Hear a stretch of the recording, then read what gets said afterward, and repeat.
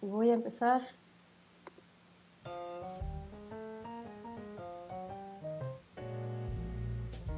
Welcome to the Sheepless Life podcast. We are your hosts, Yvonne de la Flor and Severine Nassens, and we are the founders of the Sheepless Life Academy. Join us at sheeplesslife.com for a free and exclusive masterclass on sheepless living. We created this podcast for women like you, who are ready and eager to live and lead without the herd mentality. Women who are ready to be, not who your parents told you to be, not who the system expects you to be, not who the media wants you to be, but who you can truly become. So relax, step out of the herd for a moment, grab something to sip on, and have a pencil at hand just in case you feel the urge to take some notes. Let's get the show on the road. Oh boy, we are completely live in this podcast number 14. Hi Yvonne, how are you today? How are things with you, Yvonne? You hear me? Yeah, I can hear you perfectly. Are we live? We are absolutely live and recording this podcast for future audiences. So today's topic is surviving divorce without going nuts. Yeah, without going nuts. That's a cool name that you chose. Especially we're recording for those of you who like numerology on an 88818. Just in case, it's a good number for that represents infinity, that represents new beginnings, that represents closure. And for those of you who like more astrological stuff, represents something called the Lion's Gate, which is a portal, supposedly, that opens up in the astral world and connects us with the ancient wisdom towards future actualization. So welcome. Well, that is a whole load of things packed into one I know, but let's talk about divorce. Yes. It's a topic that we've spoken about privately several times. We've been through divorce, both of us. Yes. And I think it's a topic that comes in handy for many women and men who are listening to this podcast, as it is something that many families go through, separation. Over the last, I think, 15 years, I've seen more and more families break up, including my own. And I think the topic is something that can bring quite a serious conversation to the table. Yes, and hopefully liberating, because for me, I have a very particular belief around that word. And so whenever you're ready, I'll start, and I would like to share 3 topics just to land powerfully this podcast so it can serve people in their own application of however they choose to use this word. But if you're already, I went through divorce actually twice, or what divorce means. But for me, for example, divorce, I had a lot of coaching and personal mentorship. I did not want it to be a mess. Of course, it is a mess, because the first thing that you divorce, I'm going to talk about like 3 things, but the first thing that you divorce is not a person, it's not even people, it's not your children, it's beliefs. Is the belief that something should have been forever. Is the belief that something should have been different than it is. That's why it is so messy. That's why there is so much tension, because the tension occurs while the divorce is happening, of all the belief systems that are clashing with each other while you are thinking this shouldn't be happening. I should have stayed with him or with her forever. He should have given this and this to me. She's at fault. He's to blame. My mother would not like this. My father is not going to like it. Society is going to label me as something wrong. So the whole drama and tension and density of divorce is actually of the beliefs we're married to before we're even married to the person. Wow, and one of those beliefs is, for those who have children, and the children are going to suffer.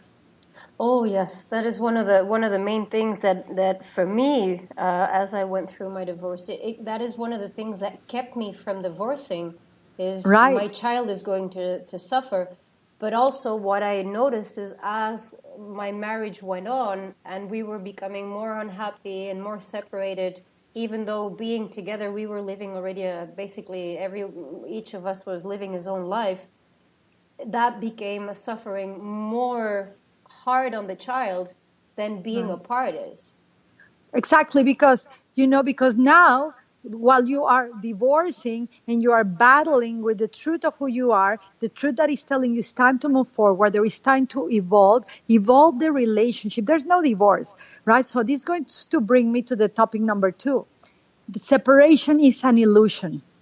You were never ever, when we married, we are still two individuals hanging out together, doing things together, hopefully with a map of life that is pointing us to a certain goal that we're all both going to aim our forces together. But if we didn't do it, we were still two individuals. So I really hope that in the future this evolves, that there is no separation. Because look at this. The number 1 is that you really are divorcing beliefs, very high toxic beliefs that you are inheriting. If you have children, you will inherit that to your child.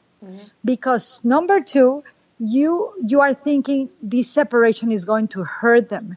And what is hurting them most is the separation that each individual, mother and dad, wife and husband, woman and man, have from the truth within themselves. So the separation from the illusion is a reunification with your being. And that's where the holy marriage occurs, where you begin to get married with your truth, and when you can no longer lie, when you can no longer pretend, and when you are like refusing to inherit to your children, just do it the way I am. Just do it as I do it.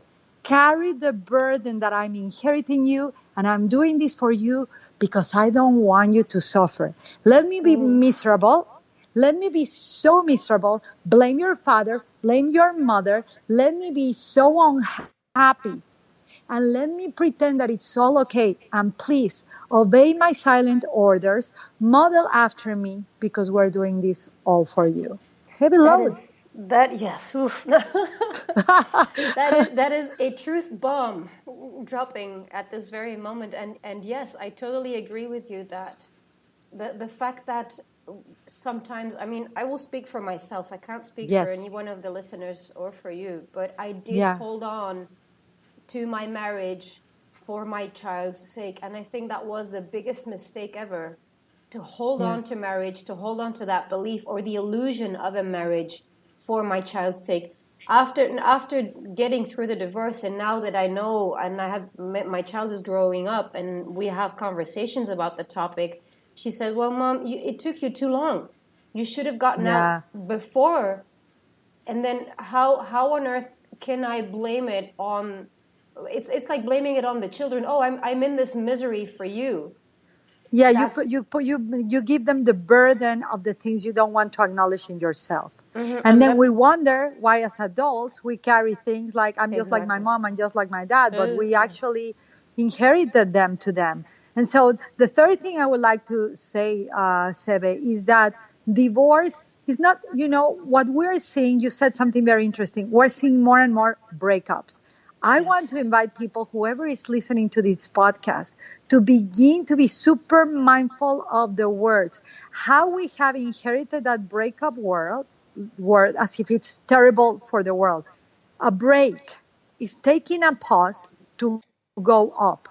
To take a pause, look at what a powerful word in English, especially. You don't break up. You take a break from the lies, from the fights, from the disillusion, from the betrayals, from the rejection, from the unhappiness, from expecting the other to fulfill your needs that evidently they are not being able to. Because if you are not able to fulfill your own needs, the other won't be able to fulfill your own needs. And then the breakup, it doesn't happen with people. It's a break. It's a pause that you take. Hopefully, you get the lesson to go up. In that moment, if you realize that there is a chance, and I'm going to root for all the couples that are out there that are in the brink of divorce, first, you got to go through everything possible to find out if you really want to be together. Yes. I did counseling, I did coachings, I did everything I could. And when that is not really sufficing, when that is not really when you are doing that from doing and not from the truth core of your being that you really say, I really want to be with this person, then it's time to move forward. Yes. But you move forward not with the concept of divorce. You move forward with, we're evolving as a couple. We're evolving as co-parents. It really requires, that takes a lot of guts, takes a lot of emotional maturity and spiritual maturity to arrive there. But it's possible. And the reason you see more people breaking up is because more people are fed up with the lies. There is a massive awakening. There's a massive empowering happening right now. There's not a lot of marriages anymore to society beliefs. There's more and more divorce of the expectations of society. People are divorcing from all dogma and all traditions. People are deciding to be true to themselves. That's the inner marriage that needs to occur. And we need that for the future generation. So this is not to encourage anybody out there listening to this podcast to divorce, but is to come to truth to yourself. Are you really married to your truth? Or are you married to the concept of what you want marriage to be? Or what society expects it to be? Because also many marriages happen because the parents expect the young ones, especially with young marriages, with youngsters in their 20s, they will end up marrying because their parents expect them to, or because it's a social status thing.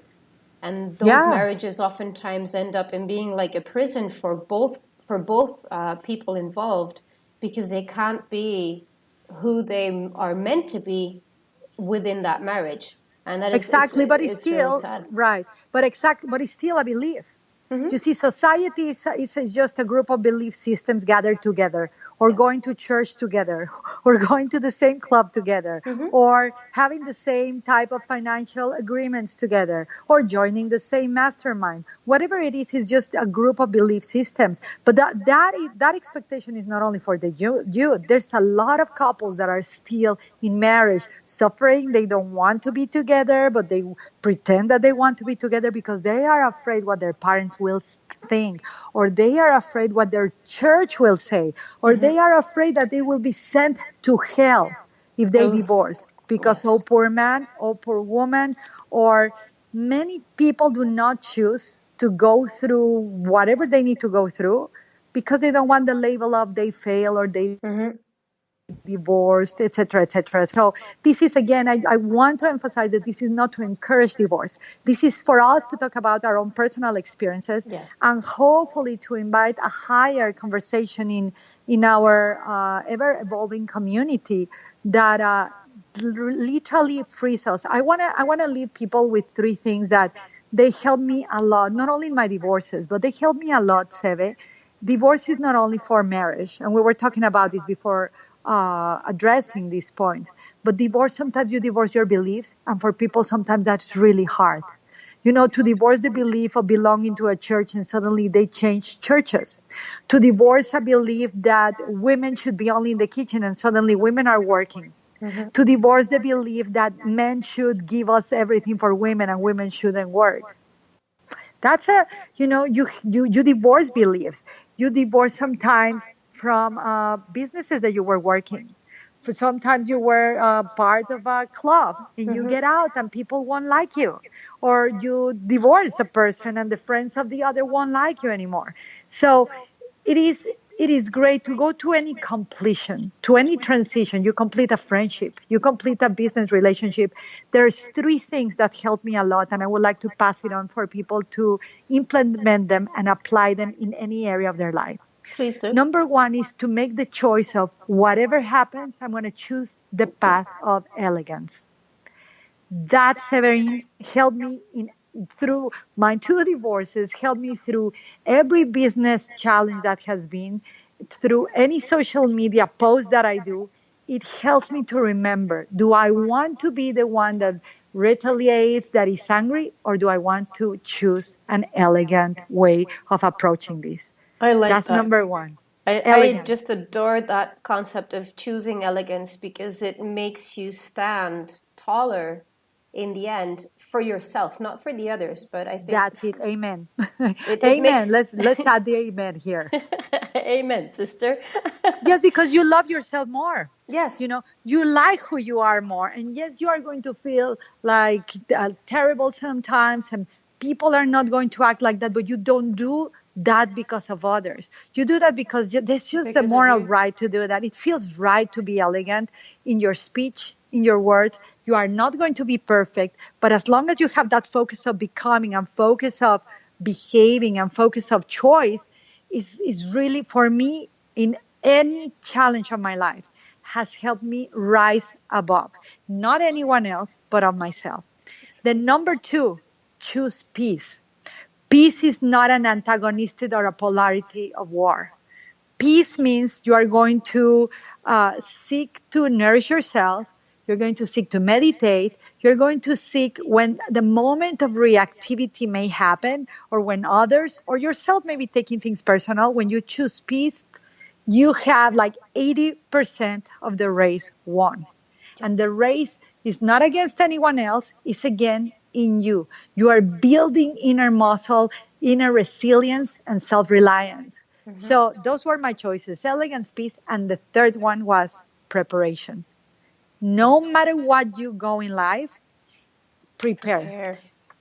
Don't think that you know it by your emotions. Study. If you're going through a divorce, study. What is the best way that I can co-parent?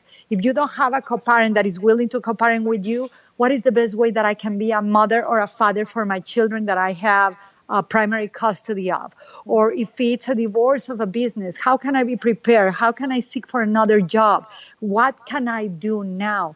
Always prepare, always actualize. Never stay with the beliefs of yesterday, because they will manifest the emotions of yesterday too. Yes. Keep moving forward no matter what, and divorce will be an inner marriage with your soul. Amen.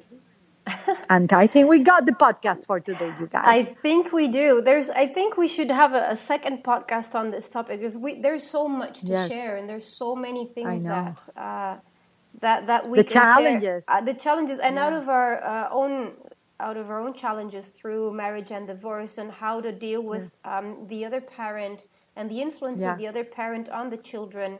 How can we deal with that, and how can we stay centered and not get mad every 5 minutes, or go nuts because of the opposition or because of the situation our children end up in through and after divorce. So there's many topics more, but I think we'll leave it at this. These 3 tips that you just shared with us are absolutely fantastic. And they help me survive in anything. Yes. Dealing with people, dealing with myself, dealing with worries, fears, expectations of the future, uncertainty, everything. Mm-hmm. Elegance, peace, and preparation. Yes, built a lot of resilience and strength in my soul. I hope it serves you too. So thank you so much for sharing this with us, Yvonne. And we will leave it at this for this 14th podcast in English. Thank you very much for listening. If you like this information and you think that there's other people that can benefit from this information, please do share so that this podcast can reach many more. Thank you for listening, and we will hear you very soon. Subscribe to this weekly podcast on iTunes, Google Play, or Stitcher. Share your thoughts with us on Facebook.com/Sheepless Life Academy and learn firsthand how to live a sheepless life with Yvonne and receive an exclusive in-depth masterclass at sheeplesslife.com.